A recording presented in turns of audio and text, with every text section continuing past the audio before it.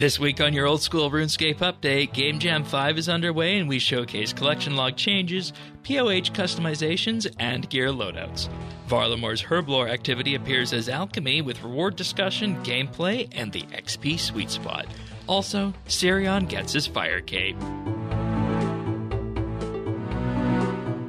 This is the Old School RuneScape update, episode 25, recorded Saturday, April 27th, 2024. The more the merrier.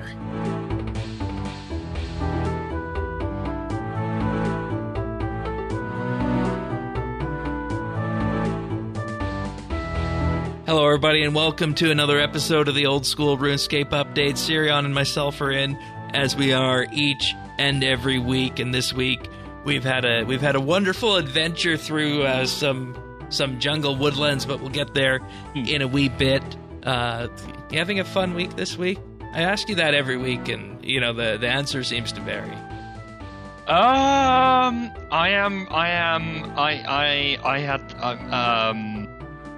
was a little bit of a roller coaster this week. Right. Now that I remember what you've been sending me. Yeah. In-game folks, of course. Everything is fine in paradise.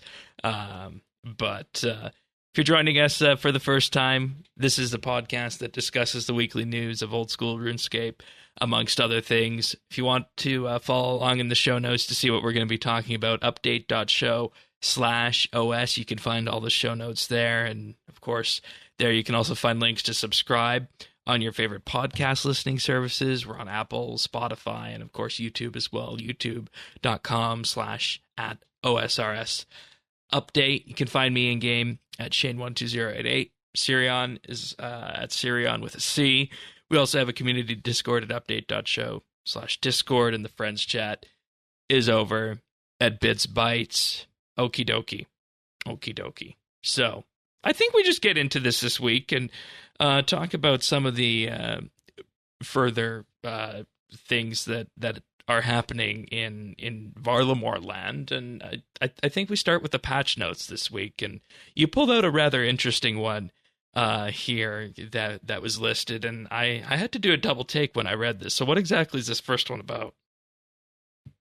So this is the one about cavity tufts from Hunter Rumors. So for those who are not aware, basically one of the quote-unquote meta things to do was if you got one of the Cabot rumors that required you to do a pretty obnoxious task, like the one that used deadfall traps or even tracking, I think, you would swap it out for a Cabot task that required you to do falconry, because that's honestly not so bad in comparison. And then once you got the item drop, you would go back and swap out your rumor to the one that requires the annoying cabot and just hand in the item just got. Like, hey, it came from a cabot, right? I didn't know that level of cheese was possible. And when I did Hunter Rumors, if I knew that was the case, I would have had a much better time. Yeah. But unfortunately, it doesn't look like we'll be able to do this going forward. No, the guild people have been educated, and they can now apparently tell the difference. But I mean, I if got you a run the bunch of Hunter people Guild, being... you would expect they'd be able to. Yeah, I know. I mean, I think it's funny. Like, there's a little bit of a cry out over this, of course, because people now actually have to. Play the game, and that reflects on the state of Hunter, not the state of the guild. Exactly. I think, and I think I can see why people did this. I would also not want to do deadfall traps or tracking. No. But at the same time, I think this is the better solution in the long term, and then over time we'll see.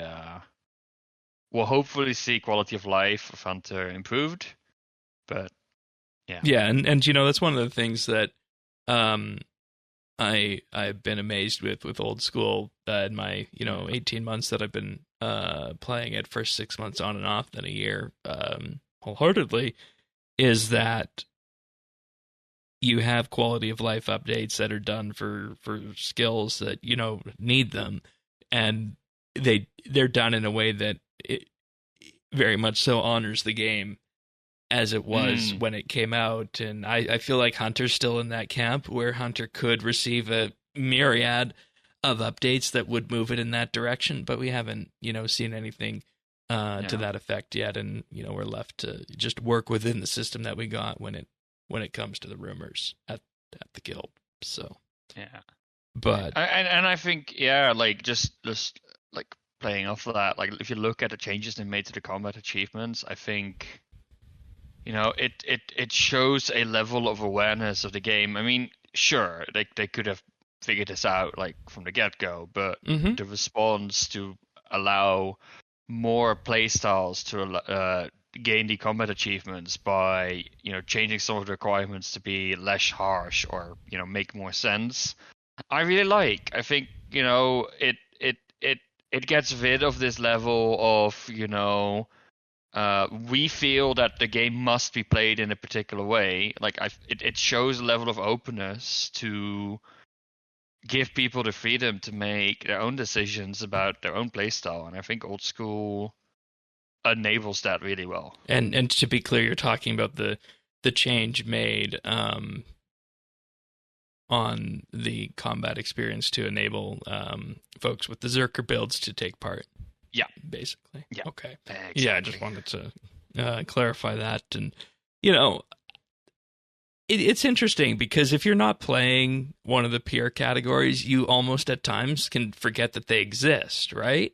And that there is an entire section on the high scores dedicated to those custom sorts of builds like that are just, off the wall, and it really highlights the depth and, some of the weirdness that's possible with the game. So, and, when you tie all those together, it really is, I think, a unique thing to all things RuneScape that they are willing to lean into that aspect of the game on that. The cool thing I find from this as well is that, it's this realization that they can make these changes, and you and I, we won't notice the difference to these tasks, really. I mean, they become a little bit easier, maybe, but, it's fine. Like, they don't negatively affect our game, but they still enable other people, and I think there's often a lot of bad... what's the word I'm looking for? Bad blood. That's the word I'm looking for. Yeah, like a lot of bad blood between these communities. But I think they hit the right balance there. Like I think this is a positive change. It definitely is. The more people get to play the game, the more the merrier. Yeah, and I mean it goes to the same old adage, and unless you're fundamentally against more the merrier and just allowing people to be themselves if they're not hurting others, you get to I think overall a good situation that just enriches the game, enriches the community, and enriches the number of people that are around. So yeah, all right. But we know what else has been happening this week: Game Jam, and I love Game Jam weeks. I've always followed these on RS3, and this is my first one following on the old school side, and typically part of the ritual for that is, hunting down the JMod posts on X and finding out and seeing what they've been making. And we got a couple of them we're going to focus on this week. So starting off, Mod Husky has been making some changes to the collection log interface, amongst other things, for this. And there's a number of GIFs and a number of pictures that are posted for this on here. GIFs. Yeah, that's how the creator wants it said. That's been documented. It's been documented. I don't care what the creator thinks. He made an acronym. Anyways, collection log interface? Yes, no, maybe so. Oh yes, I like it. We were talking pre-show about how I really appreciate how the collection log works. This one's more visual. Yeah, that too. I mean, the existing collection is not bad, but I like sort of getting the categories and it gives it more of something to chase. And from what I could see, there will also be sort of milestones, Mm-hmm. which I like. Like Mm-hmm. nice, give me more rewards. I'm always up for that. Yeah, and Uh, the funnest thing about this as well is that this is introducing an element of completionism into the game. And my question, I think, to the people who, have got max in the game already, is that if you see these completion logs put in front of you, are you going to go for these? Do you feel compelled to go for these? Because I know on RS3, that's the general sense, is that after you've got max or what have you, you go for, some form of completion, whether it be, for comp or whether it be for completing some sort of log like this. So what I'm wondering with these updates is anybody going to jump down this completionist bandwagon? And I'll extend that out to the listeners as well if anybody's listening and wants to throw that in the comments or in the Discord. yeah, I mean, personally, I think the collection log here is it's too much, right? Like, it's such a massive It's goal. the kitchen sink. It's a kitchen sink, but I mean, honestly, I mean, you're gonna laugh at me for this or consider me crazy, but I kind of liked the sense of filling out my collection logs for the clues during leagues and getting some task completions for it at certain milestones. I like that. I thought it was fun. That's your opinion, not That's mine. my opinion, right? Yes, But like, I mean, sure. but it goes back to what we said in the previous segment. That's Yeah, not a I play mean, style for me. no, and it's also not. I'm not usually a completionist either, right? Though that being said, I do the achievement diary, so I find it less problematic than you, perhaps. Right. I kind of like the idea of taking things off. It's a little dopamine hit, right? It's like, yay. Yeah. I And, don't expect to fill all of these things, and but the interesting thing about this is that after you reach certain tiers in the amount of collection log slots that have been slotted, you're going to get something, if this goes in, called a staff of acquirement that you'll be able to have. And what it is just a cosmetic staff that you can run around with. And that's further listed in Husky's X thread. yeah, I mean, I mean, yeah, it doesn't have to have rewards. Like, I No, think yeah, combat like I feel like that's secondary, but I feel like it's a neat touch. I just like that's the thing as well. I think the new combat achievement system in old school is great because it gives me a little bit more. Like, I don't like getting to the very end of these kind of task lists, right? Where I don't have a lot of choice yet left to do things. Yeah. But I like it when, there's milestones coming up and I have choices for what are the last few things I'm going to do to get me over that little point hump, right? Yeah, If that's that fair. makes sense. Yeah, it does. That's what the same with leagues, right? Okay, I'm this close to a relic. What are like the 3 things I can do to get me across that little hump? Mm-hmm. And is there going to be a simple thing, a medium difficulty thing, and a hard difficulty thing for that? Exactly, right? And yeah, I don't know. This is, to me, the collection log is a great passive progression meter, right? Yeah, and this just makes it a little bit more visual because, of course, it's already there, right? So, like, I will not ever probably, I mean, never say never, chase a completion of a log. Well, it's easy to get started because there's only 69 items for raids, and that's the smallest one. Yeah. But we'll talk about a collection I logged this week. But yeah, or collection item, I should say. But no, to me, I just love the fact that each time I do something, like, I slowly progress my account. For me, because I play a main, right? And doing clues, like, a lot of the clue rewards aren't great, but it just feels great that if I get the wolf mask, even though it's not worth a bloody thing, it still ticked something off. I can still feel good Yeah, about you were it. very excited about that, and I thought he's excited about it because, it's worth like millions because of its rareness. But no, it was worth like 1200 I GP. wish. I wish. I So, wish. Anyway, great also, stuff. Mod Jerv has been working on POH customization updates.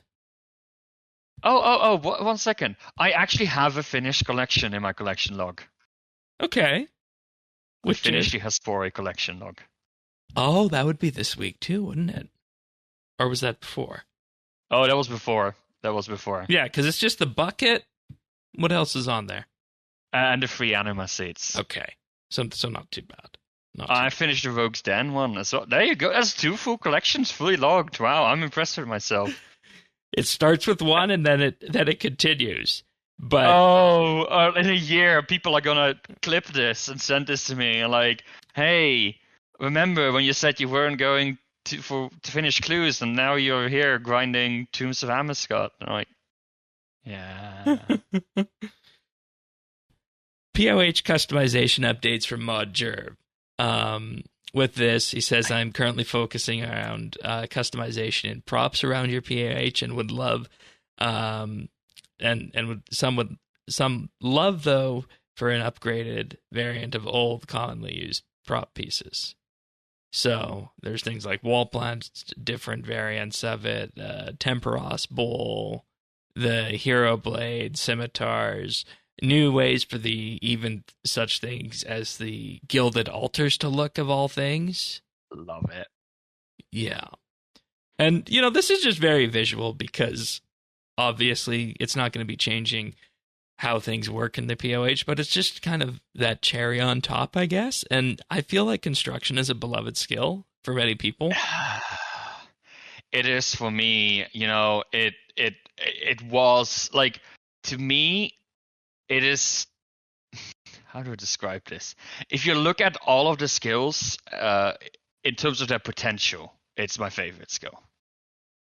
Right? Because, and I think old school makes true at potential pretty well. Yeah, they lean into it heavily. Because there's a lot of utility to the POH.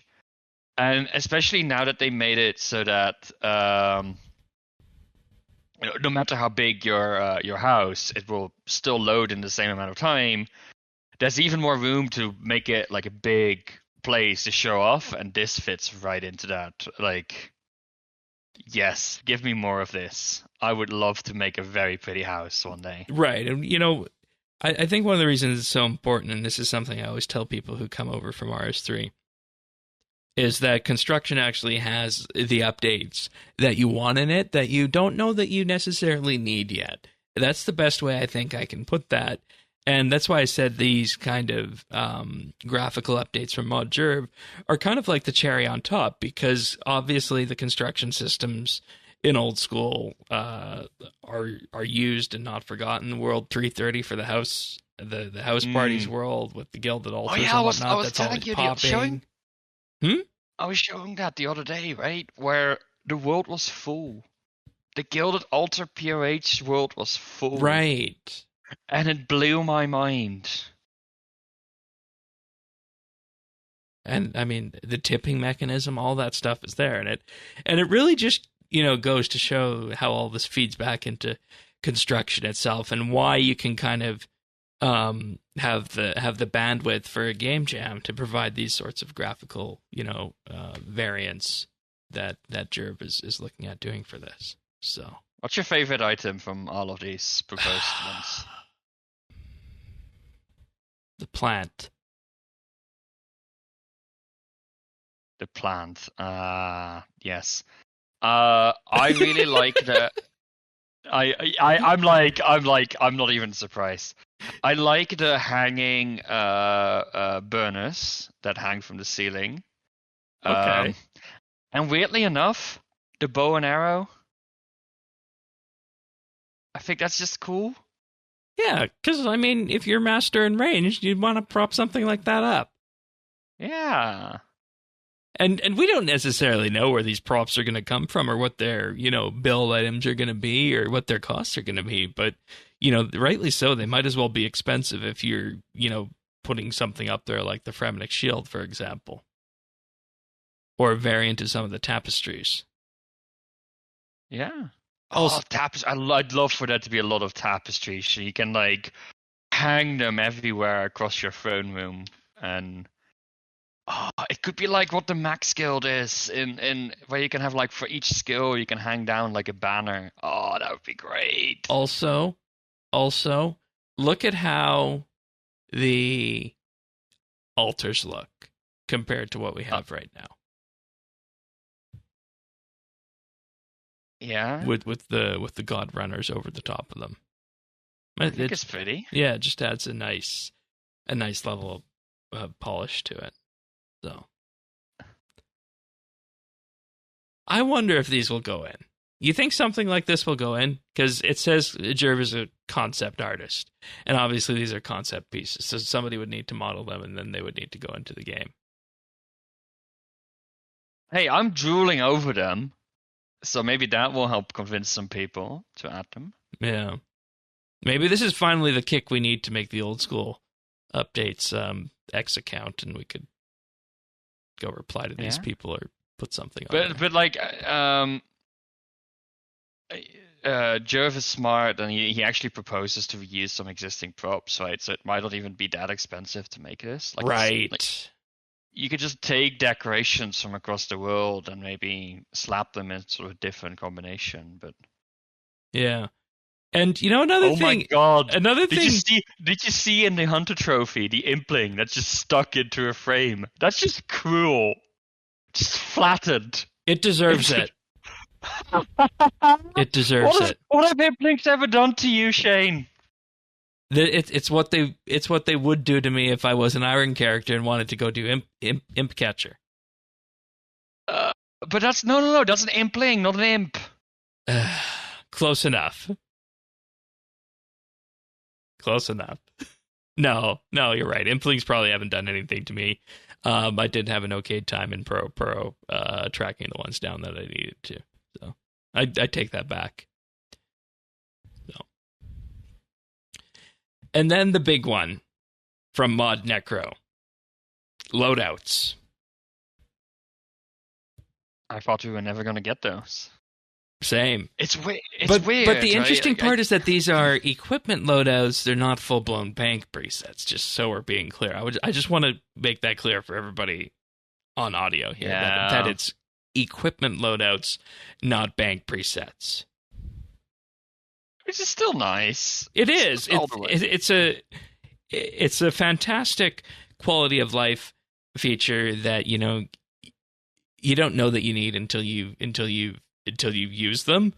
And I find the really interesting part about this is that, you're going to get, from the looks of it, 6 loadout slots, and then you click them, and then it just loads them up directly from the bank. And the thing that I think we need to write home about on this one, because, we'll say that, there's nothing to write home about this week. Let's just, move through the patch notes and carry on, right? It's the sheer simplicity of this. To save a loadout, you press copy equipment. To load a loadout, you choose it from the drop-down and choose equip loadout. Yeah.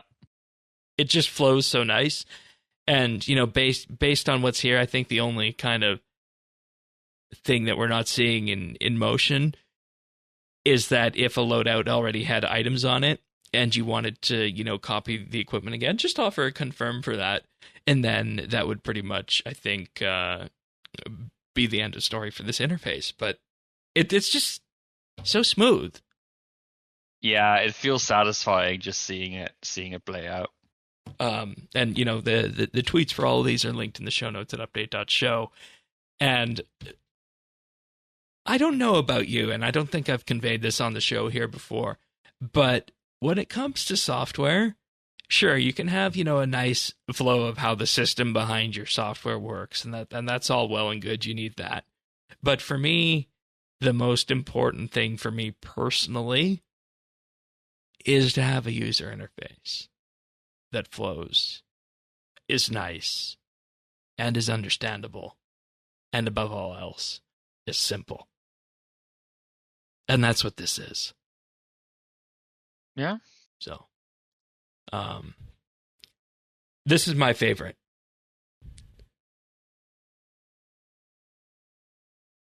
Does it displace the construction one for you, or the collection logs?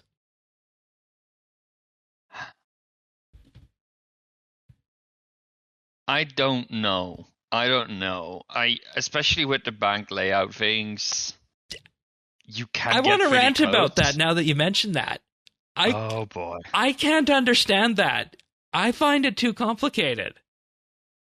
It's not so bad. I want a simple preset. I press one button and the preset loads. I don't want to choose something. Oh, that doesn't exist. That doesn't exist. I know it doesn't exist. That's not allowed. Right. And I'm saying Jagex should do that as a springboard off of this loadout game jam, because doing a bank preset by loading up the thing from the RuneLight plugin that highlights the items in your bank and then clicking each one. Oh, but I don't use that. Oh, you don't? No, I use bank tab layouts. So you can have so this basically sits on top of the bank tags, right? So you have the normal tabs on top, yeah. But you can also have these tag tabs on the side, and items can be in multiple tag tabs. And bank tab layouts basically allows you to freely drag them around like it is an inventory, so they don't have to go around in rows. And then what you can even do is you can even have a button that takes your current loadout and inventory and puts it sort of side by side in the layout. Oh, so then you just click each one there. And then, yes. You know, exactly. That's a little bit more clear than the one that is trying to be presets. Okay, I will give you that. I don't use that. I think it doesn't really help. But yeah, like this is the one I use for all my farm runs. I have one for each combat. You knew I was style. going there. You knew that's why this was bothering me, right? I thought you'd been using bank tab layouts. No, all this time. I was using the other one, and it annoyed my god. Me. Because I was suggested to use this other one during leagues, and I set it up, and I thought, oh my god, is this as good as it gets? Use the tab layouts and see what you think of that, because I think it will solve a lot of your problems. You still need to click everything manually, but it gets you most of the way there. Especially because it sounds like it's got a better flow, which is important. Yeah, because I also have it set up. I don't know what it is and where the setting is. It might be a plugin that if I'm in my bank and I shift click an item in my inventory, it will equip it. So I just basically I grab everything. It can do that. Yes, so I grab everything from the left column, which is my loadout, and I shift click everything in my inventory, and then I just go over the right half and I'm done. All right. It's great. I will set that up later today. Yes. And then we'll see if that's enough to get me over the hump. But that's Game Jam. Game Jam runs until May 6th, so we got another week of this incoming. We'll be watching next week to see if anything else pops up. But we also got a blog this week detailing the Herblore activity in Varlamore Part 2. And, you know, looking at this at the very surface level, and I'll say surface level for, you know, a reason we'll get to in a couple minutes, this is Herblore based on how alchemy works in other games. That's what I picked up from this. And my first thought went out to like Overcooked or like other sort of games where you run a kitchen. Yeah, and it's like one big chaos. Yeah. But also like these mobile games, right? Where it's like you make a pizza with given toppings, and it's like so. And I was actually thinking of that too. Is this going to be a good mobile activity based on how the UI and whatnot looks of what they're proposing? Ooh, that's a good question. I have not dared to do Giants Foundry on mobile, and I think that sits in a similar category. And there were lots of comparisons to Giants Foundry with this in terms of in terms of the inputs and whatnot here. And do you want to start with the rewards or feedback side of it? I think I mean, we could quickly repeat the gameplay for people who don't know. Yeah, go for it. Oh, what did I do there in the show notes? Also, so for people who don't know, we use Google Docs for our show notes, and right now it is suggesting to replace Varlamore with Varlamov. What is So that? I don't know. That's when Savannah meets Russia, I think.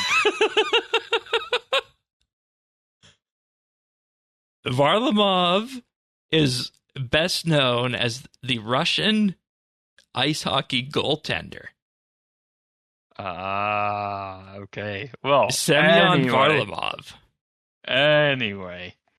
Yeah, no, it's basically you get a list of recipes for potions to be made, and the potions need to be made from a combination of three essences, I think is the word. Yeah. And to get those essences, you need to, process certain herbs to get those essences. So like Cadentine gives you one lye, whereas Toad Flax, for example, gives you 3 agar. And then basically you get orders. You have a certain time to make those orders, deliver them to the customer. And that's where the overcooked aspect comes in. Exactly, and a certain time involved, and that's it basically. That's the gameplay loop. You get points based on the potions you make. So like you get, like, if you make, say, the earworm potion, which requires 2 mox and 1 agar, you get 2 mox points and 1 agar points, and then those points get turned into rewards. So that's sort of the short version of it. Yeah, I think it's okay. We'll see how it exactly works out. Yeah. But I like the I like the alchemy and chemistry approach that they're taking. It's interesting, yeah. And so in the original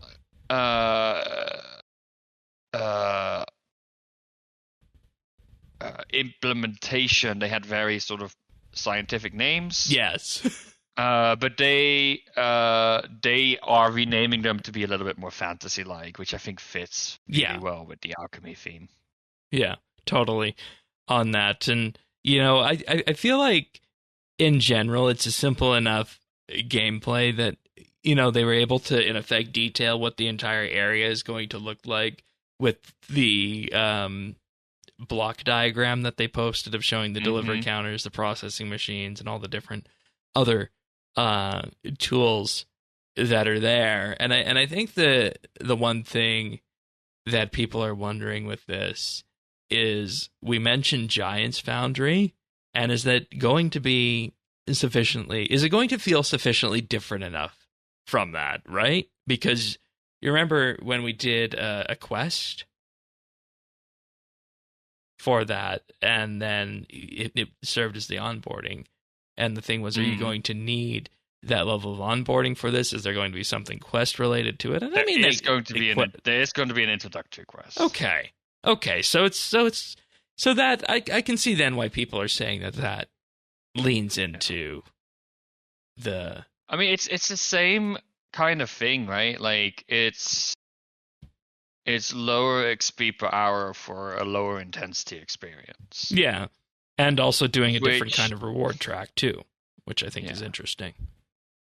So let's talk about the rewards, because that's really where things get interesting, I think. Yeah, and I think that's where players' eyes are definitely going to go for this one here.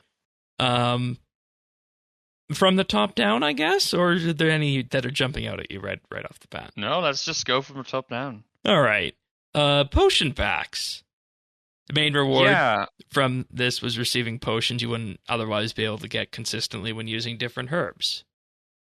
Yeah, it's interesting because you don't need this is interesting, I think, as well from an Iron Man perspective, because basically it allows you to get potions from those herbs without needing to gather the secondaries. And if I remember correctly from leaks, some of the secondaries are really annoying to get. So which ones are you thinking of in particular? I didn't like getting like all the unicorn horns I needed. Okay, fair. Because I know and the reason I asked that is because the example the blog gives, which I feel like is I don't know why this is the example, but Ceradoan brews, it's easy enough to get nests either through Yeah, miscellany or birdhouses, but Yeah. but Yeah, 81 so- Herblore, right? So a different way of getting brews. Yeah, but like they will be changing it so you don't really get it if you don't have the level, or really rarely, which I think makes sense. So that's an from the- aspect of the ZMI rune crafting coming in that, it's going Yeah. to vary based on level. Yeah.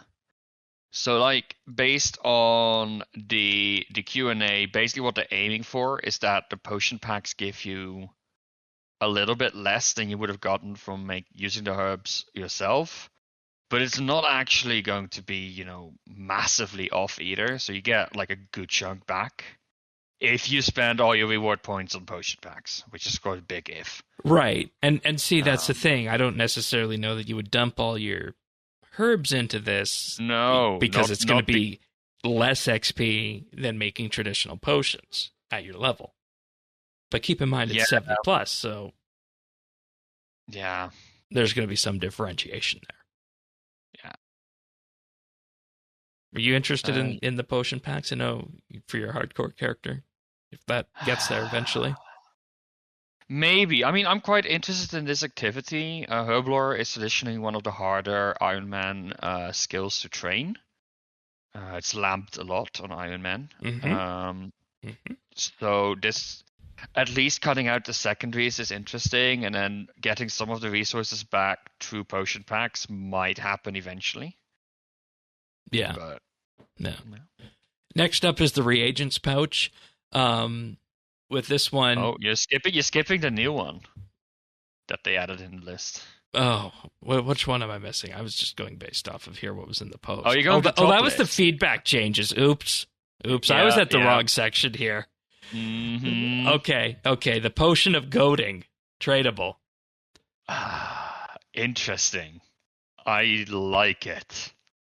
I think This potion will allow you to set aggro on any non-aggressive enemies within a 9x9 area of the player using it. This means not only could you re-aggro the enemies, but you'll be able to lure enemies that you don't normally pay any attention to, like dust devils. Yeah, I think it's interesting. It's gonna be a huge impact. I think these potions could end up being pretty expensive, so this might be a great moneymaker for people if they want to do this activity. Yeah, that's a good way of looking at it. I think this is similar in vein to the amylase crystals from yeah, from agility. Yeah. Okay. I like it. And they're already saying that these are all going to be pulled, so we'll get a chance to vote on them sooner rather than later. Yeah. All right. Now we get to the one you wanted to go to, the reagents Yes, the pouch. reagents pouch. This is an item storing technology like the herb sack. This lets you store up to 30 of all secondary ingredients, from limpwort roots to unicorn horns. Ingredients inside the bag will be used in creating potions, so you don't even need to remove them from the pouch. Yep. So from what I can tell, basically they want this to work similar to the rune pouches as well. So there should be a really good flow. Like that's one thing that really stood out to me as part of almost all of the Q&A stuff, is that they are really keeping the flow and the UI in mind. So to come back to the previous topic, this is top of their mind, right? Like they want to put as much of the stuff as possible in the game world as well, and not have a lot of UI over the gameplay. And they want to make sure that the reagents pouch is not like a weird shuffle. Like rune pouches suck. They do, right? And the reagents pouch, they want to basically go in the rune pouch direction, which I think those rune pouch chases were a Game Jam project. This entire show is coming full circle. They want to do something. So I think this basically could help you, once you have this, to make 27 potions per inventory rather than 14. Right, and that has always been a big problem with Herblore, and thankfully we have some variant of a make-X system now, because I remember back in the day you just have to click on each potion, so not unlike Agility that would give you RSI, Herblore would give you RSI as well, so this is the next logical progression from what we got in terms of make-X now. Next up is the Alchemist set. Prescribed eyewear lets you see beyond the physical realm into the science zone. Not really. Wearing them will net a 10% chance to save an ingredient when mixing potions. Simple enough. Yeah, it used to be the full set. They got rid of that. I don't know why that was a criticism, but it seems from the Q&A that they wanted to revisit the set effects of other scaling outfits as well, to maybe put them on like a single item to make them a little bit. I like that. Because you're only going to need the goggles for this here. Well, the other pieces that's basically what people wanted, I think, so they can fashionscape while still getting effects. Exactly. Right? Now imagine if Graceful was just one piece. No, don't do that. Don't do that. But like I spent so much effort recoloring my Graceful so I could fashionscape. Right. The only thing missing is the quest cape. That would fill out the entire outfit. Right. Okie dokie. We're off track from the Alchemist set, so that means it's time to move on to the next one. The Amulet of Chemistry. An imbued version of it, basically an enhanced version of the existing Amulet of Chemistry on it. It increases the chance to mix 4-dose potions to 15%. I don't think there's anything else to say on this one. They clarified on the Q&A how this will work. So basically, you can just buy these and get charges, but you can also recharge them by using normal Amulet of Chemistry on them. That's good. That creates an out in the economy for that. Yeah, exactly. So I think that's one of the things I posted in the survey as concerning me. Like, I would like there to be something related to the existing Amulet. Like, it could also be like an imbue scroll for all I care, but this seems like a reasonably elegant solution. You want to hear a fun story about their surveys and why I hadn't been doing them? I had my uBlock Origin set, so it would block those from the page. Oh. Oops. I basically, for folks unaware, uBlock Origin is an extension for Chrome, Firefox, and what have you, and it effectively works like an HTTP firewall for pages. So. The pre-pot device. Why drink one potion when you could create a cocktail of flavors and effects for any occasion? Yes, no, maybe so. Yeah, okay. I don't know. This feels like not an issue, but if people are happy, I mean, it's an inventory saver because you can combine 5 different potions into it. Yes, but you can only do it in the bank. Yes, exactly. So imagine what else you could put in that inventory slot if you were going to fight Jad, for example, right?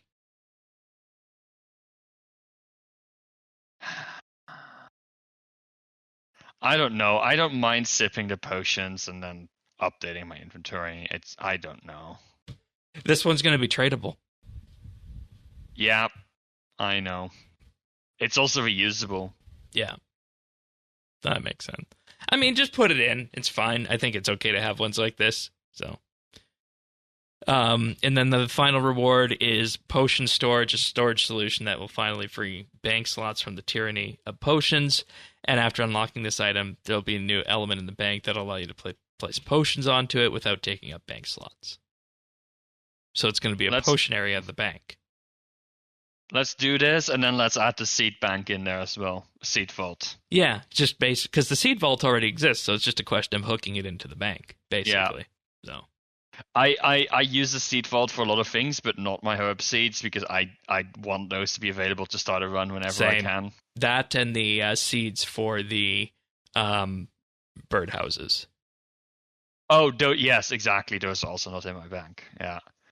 No, I would love this. And again, it's going to be interesting to see how this works with like bank tab layouts. That would be awkward if I needed to keep things in. But I don't use my layouts a lot to have exact inventories like figured out because I don't know.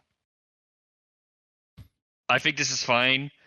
Give me a good interface to pick my potions, and I'll be happy. Right, and that seems to be the thing that both you and I are talking about this week, is that we appreciate very good interfaces, simple interfaces when they appear.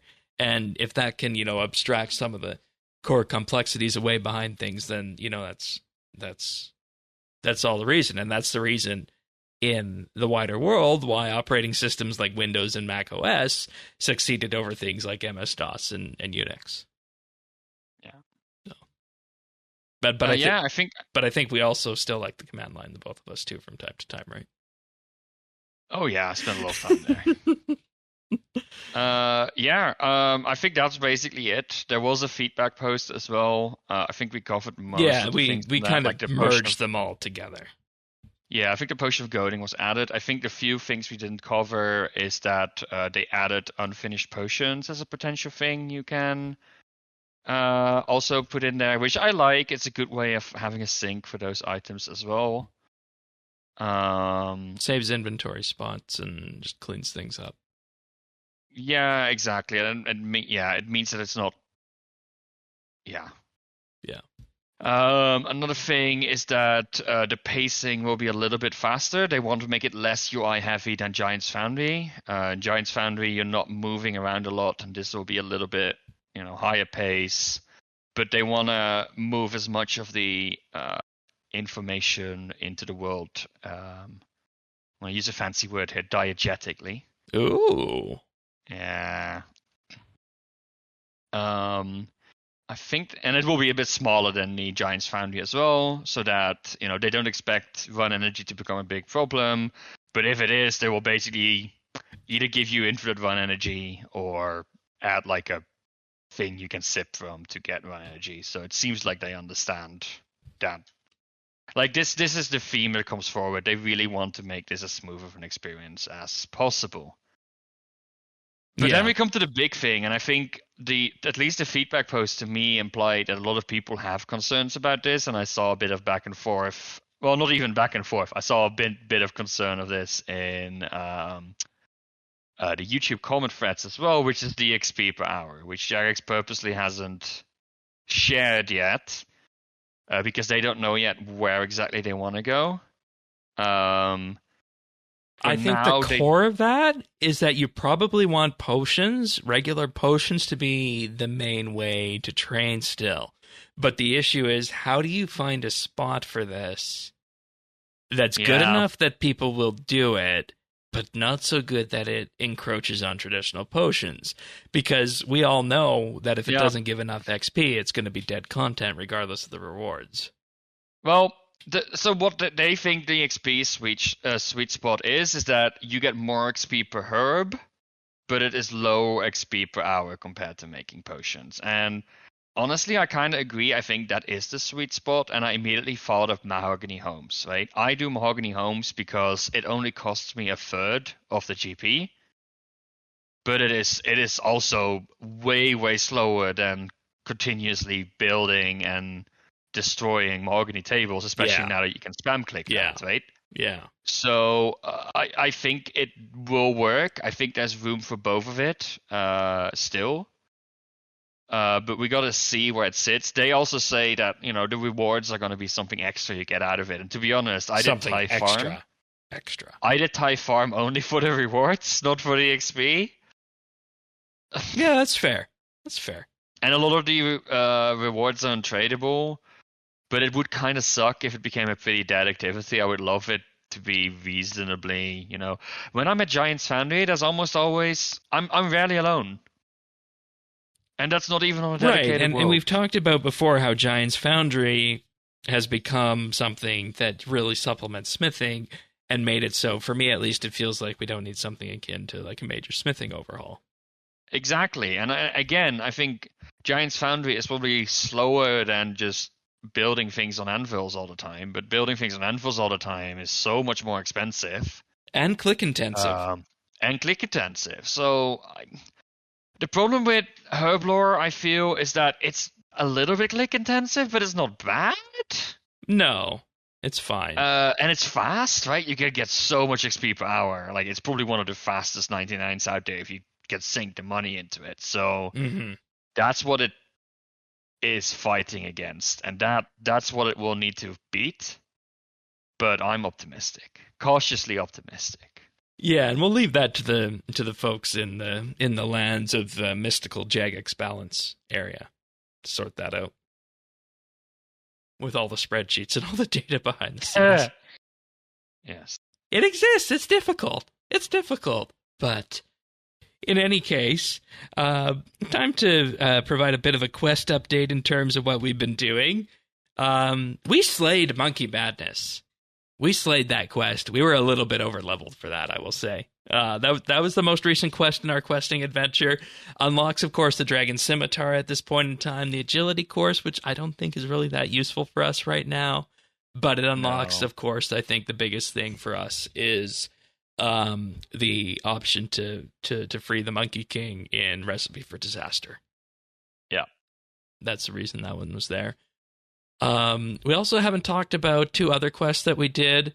I'm going to start by mentioning that we did the Lost Tribe, which was like goblins. Okay. I remember my commentary through this one was that the goblin quest was good and the storyline ended abruptly, but it was fun nonetheless in terms of the exploration and not necessarily, having, how did I put it? I said it was like exploration and peacemaking. Without diplomacy, I guess. Yeah. Without the need to, lean too heavily into combat stuff. So that was good on that. And then another one was Horror from the Deep, which of course unlocks the various books and whatnot, the magic books, which, we wanted. So that one was a nice simple one. And, doing all these quests, it's always I always feel like it's a coin toss. Or maybe less than a coin toss, but there's always a chance that some of these quests really haven't aged well, and I feel like these three in particular have done okay. I didn't feel like I was put under a struggle that was brought out by 2024 things versus 2006 or whenever Monkey Madness came out. So that was definitely a good thing. Yeah, Monkey Madness is a long one, but it's in no. I mean, you have to run through a long tunnel, which is maybe a little bit too long, but. It's easy with stamina potions. It honestly, yeah, exactly. I think most of the annoying bits of that quest have sort of been counteracted by general quality of life things like stamina potions we got these days and graceful and all that. Yeah.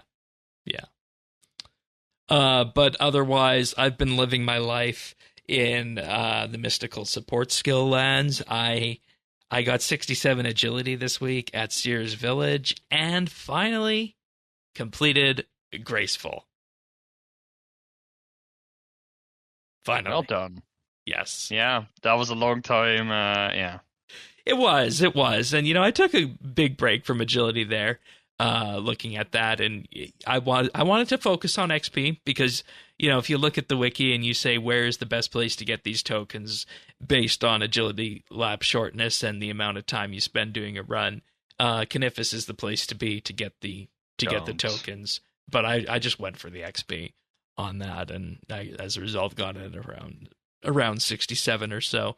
But like you, I have my own specific graceful recolor that I have in mind. I think folks who know me will know which one that is and what I'm going to be going for on that. But I think it's 70 agility we need at the end for Quest Cape and Song of the Elves, right? Yeah. So that's 3 away, so that's not too bad.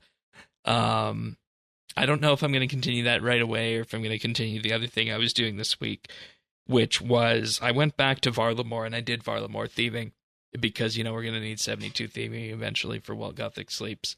And I just wanted to do some thieving, lean into that in a week that wasn't Varlamore launch week. And of course, I'm talking about the burglaries.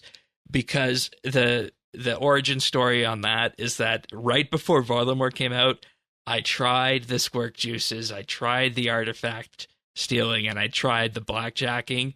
By far the best one for me on that case before that came out was artifact stealing, but it was still kind of iffy and I didn't necessarily like it. But based on what we got with the lean back skilling options in Varlamore burglaries, this is going to be my way to 72.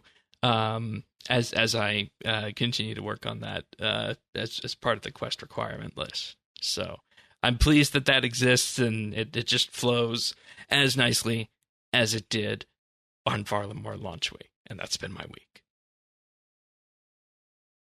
How about you? Awesome. How about you? Nothing special. No, I mean, I teased this last week, right? I got 75 ranged, and at that point, I was really thinking I have no more reasonable excuse to postpone the fight caves. And the fire cape is such a pivotal item for melee gear. You feel like all these bonuses and boosts aren't going to stack up, but they do. Yeah, exactly. Like, it helps a lot. And we'll need it because there's some Grandmaster quests coming up. So, I'm not committing to doing it yet. I'm not committing to that yet. No, I understand. I don't want to know how much money I sunk into this. I think it was at least a few. Yeah, I mean, I got myself a toxic blow pipe, but then you need to charge it. Then you need to get potions, Sarah brews, prayer pots, Blessed Dragonhide. Blessed Dragonhide. Did you end up using the Armadillo book like you were mentioning to me? No, because I found out that toxic blow pipe is a two-handed weapon. Okay, right. So I did not. But then I went into the quest speedrunning worlds, and you can cheese your way around there and do the first challenge. You should use the beta world. I could have done that as well. Well, you can't easily. I could have gotten myself a fire cape to the debug item, I guess. But yes, okay, fine. But I did the first challenge. Of Totsk or something like that, I think he's called. He's in the inner city, where you basically kill a harder Jad. To figure out what to do with healers and prayer switching and all that. And how is it harder? More hit points, 5 healers, and the healers hit 14 instead of 4. Okay. So yeah, I felt pretty good about it. I did fight caves, which took me forever. And then I logged out in after wave 61, went back, did another 2 practice runs, right, to get sort of back into the rhythm. Felt pretty good about it, went back into the main game, and messed up my third prayer switch. Oh no. So that was pretty frustrating because of how much time it takes to get in there. Yeah. Yeah. And that's the chief complaint of instances like that, is that if you mess up at the end, the entire thing is garbage. I am low enough hit points and defense that it will insta-kill me if it hits me. And that's very punishing. So then I went back in, second attempt. I changed up my inventory a little bit because at least the first sort of run through was very informative on what resources I actually use. I brought less Sarah brews. Because you can theory craft it so much, but until you get in there with the stats, you're not going to know exactly what you need. So I brought fewer Sarah Dome and brews. I brought divine ranging potions, which are way cheaper than Bastion potions. And let's be honest, the defense is not going to be a big problem. You're praying most of the time. Got to Jad again, slightly faster. Got to the healers. I had chins with me this time, which made it really easy to lure them. Went around Italy Rock, and one of the healers got stuck on the wrong side, on the Jad side. So I was like, oh, I need to get that one on. I picture in my head exactly how that goes, because I know that exact rock from, doing it before and seeing it in leagues on the old school side, and I know exactly the position you got that one in there. So yeah, so I was like hopping out and back in and hopping out like really quickly so there wouldn't be an attack from Jad coming in, but it wasn't enough to get the healer unstuck. So I lingered a little bit too long. Jad got an attack in. I didn't enable my prayer quick enough. Boom. Dead. Damn. Right? And then third attempt. Third time's the charm, right? I didn't change much about my inventory, though I did realize I brought monkfish instead of manta ray as emergency food. So I was like, darn, that better not be necessary. And I don't know if I messaged you at the time, and I said, I don't think you're going to need that, because if it's an emergency, that's not going to matter.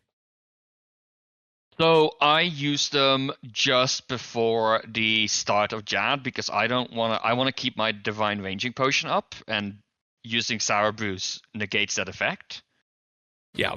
Because the divine ranging potion also damages you by 10, and I want to go in full health in a Jad fight because I know I need to tank a few hits from the healers. So I wanted to go in full health, so I didn't need to go back and forth and use a lot of potions. Anyway, lured the healers, and this time I was very purposeful. I was basically only moving part of the way behind Italy Rock each time, making sure that the healers caught up to me each time. And just knowing Jad's there, so like move 5 tiles, prayer switch. Move. I felt like a idiot, but I got behind it, killed the healers, and at that point it was home stretch. Yeah, because managing the prayer switches on Jad after that point, after you're accustomed to it, is easy mode, I think. Yeah, so when I moved the healers, I almost messed up one of my prayers, and from that point onward, like, sort of adrenaline hit. Pins and needles. And like, I was like, at the end of the fight, I was genuinely shaking. Like, my hands were shaking at the end of it. And I told you to record it, and you recorded the game screen, but you didn't record your reactions to it. So No, there was a lot of cussing. That would have been a fun thing to see. Yes. But I mean, the video is like the last wave and Jad, and it's like less than 5 minutes, which is like you spend over an hour to get there, and then it's over in that short of a time. But hey, I got the cape, and that's all it is. I don't need to spend the cape. I mean, you need to sacrifice the cape for Inferno, but by the time I feel ready for Inferno, you're going to be able to cakewalk fire caves. Exactly. At that point, I'll do a Slayer task there, bring the Slayer helmet imbued, and it's going to be so much easier. It's done. And that's the story for the week, folks. I know I can do it. I just don't know if I want to lean into it that much. Part of me wants to see, if I can complete Questcape and all the bosses there without that, because there's other options available for it that are just a little bit less good than Fire Cape. But that's a good accomplishment, and I feel like combat level 88, I think you are, is a good level to do something like that at. Yeah, exactly. I mean, honestly, to me, the Fire Cape feels like the cherry on top of the mid game unlocks. It's such an iconic item. I had to have it. I had to have it. I don't know if I've told this on this show before, but on RS3 I've done fight caves once, and I used a Death Touch dart on Jad, which insta kills it. So this is my I've done Jad. So you've done it once, and then you sacrifice that cape to unlock the kill, basically. Yes, and I've killed Jad in the kill multiple times. Yeah. Right. But I've never done a full-on fight caves until leagues, which maybe doesn't count because I had infinite prayer and infinite health. Yeah, that definitely helped. So this is my first genuine earned by blood, sweat, and tears Fire Cape. The lore of Cireon behind the scenes that we didn't know coming into this, and we're better. So off what's going to happen the coming week is a change of pace and a lot of skilling. That's fair. And I'd imagine those skills, the push continues to unlock Quest Cape and various things. I know you're very close to having the levels. I'm not. That's what I'm working on as well. Yeah. But, that pretty much brings us to the close of Update this week. Hopefully you guys have enjoyed this show. Anything else before we go? Thoughts, concerns, prayers, incantations? Please, Jagex, do not roll back the game to 2 days ago or a day ago even, before I got the Fire Cape. I will cry. I think you're probably good on that. But we will be seeing you guys next week for another episode of the Old School RuneScape Update. We'll be back. If you want to subscribe to the podcast, just head on over to update.show/os and click on one of the buttons. We're on Apple, Spotify, Pocket Cast, and of course YouTube at youtube.com/@OSRS update. Do leave a comment, like, and subscribe. It greatly helps the channel out. But we'll be back next week for another episode of the Old School RuneScape Update. See you then, everyone. Take care. Bye-bye.